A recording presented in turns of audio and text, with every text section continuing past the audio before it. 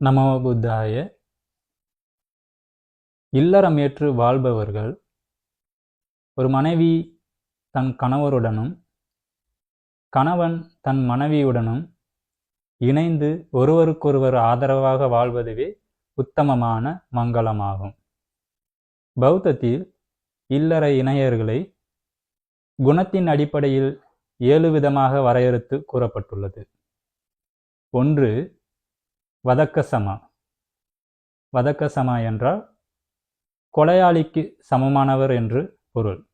அதாவது ஒரு மனைவி தன் கணவர் மீது எப்போதும் வெறுப்புடனும் கோபத்துடனும் அன்பில்லாமல் இருப்பார். மேலும் அவர் இன்னொரு ஆணின் மீது ஆசை கொண்டும் தொடர்பு கொண்டும் இருப்பார். அத்தகைய மனைவியை கொலையாளிக்கு சமமானவராக கருதப்படுகிறது. 2. சோரி சமா. சோரி சமா என்றால் திருடிக்கு சமமானவர் என்று பொருள்.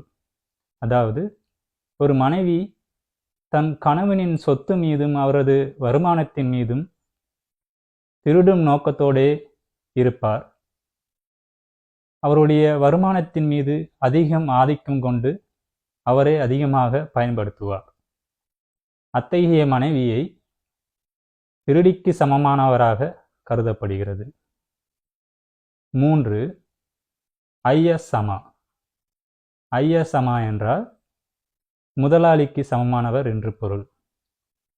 அதாவது ஒரு மனைவி தன் கணவன் மீது ஒரு முதலாளியை போன்று எப்போதும் ஆதிக்கம் செய்து கொண்டிருப்பார். தான் ஒரு வேலையும் செய்யாமல் சோம்பேறித்தனத்துடனும் கணவன் மீதே அனைத்து விதமான பணிகளையும் சுமத்தி வாழ்வார். அத்தகைய மனைவியை முதலாளிக்கு சமமானவராக கருதப்படுகிறது. 4.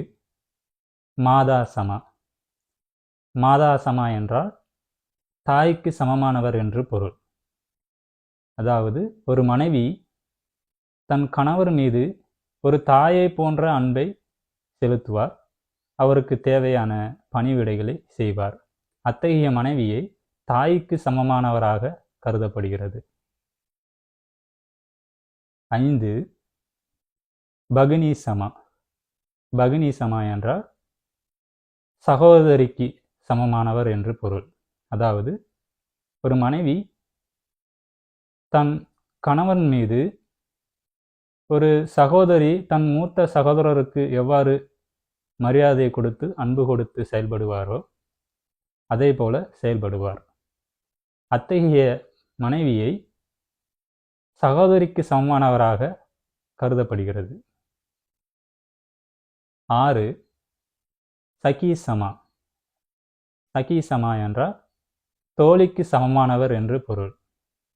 ஒரு மனைவி தன் கணவன் மீது ஒரு தோழியை போன்ற அன்பை செலுத்துவார்.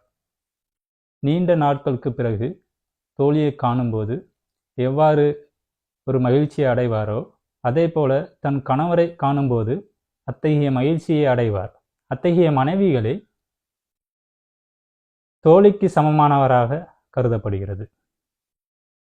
7. தாசி சமா.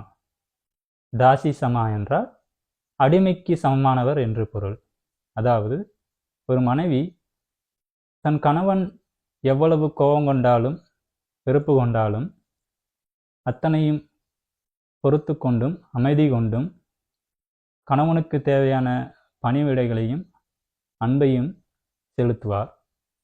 அத்தகைய மனைவியை அடிமைக்கு சமமானவராக கருதப்படுகிறார்.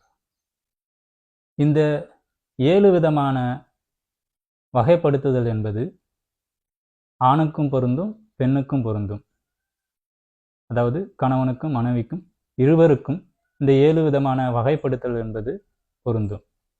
மேலும் இந்த வாழ்க்கை துணையர்கள், அதாவது ஒரு கணவன் தன் மனைவிக்கு 5 வழிகளில் ஆதரவாக இருக்க வேண்டும். ஒரு மனைவி தன் கணவனுக்கு 5 வழிகளில் ஆதரவாக இருக்க வேண்டும். 1. தன் மனைவியை மரியாதையுடன் நடத்த வேண்டும். 2, அவரை தனக்கு கீழானவராக பார்க்கக்கூடாது. 3, சந்தேகத்துடன் நடத்தக்கூடாது. 4, அவர் மீது ஆதிக்கத்தையோ அதிகாரத்தையோ செலுத்தக்கூடாது. 5, பரிசு பொருட்களை வழங்கி மகிழ்ச்சிக்க வேண்டும். இத்தகைய வழிகளை கணவன் மற்றும் மனைவி இருவரும் ஒருவருக்கொருவர் ஆதரவாக அன்புடன் நடந்து கொண்டு நல்லொழுக்கத்தை பின்பற்றி வாழ வேண்டும். அத்தகைய வாழ்வே உத்தமமான மங்களமாகும். நமோ புத்தாய.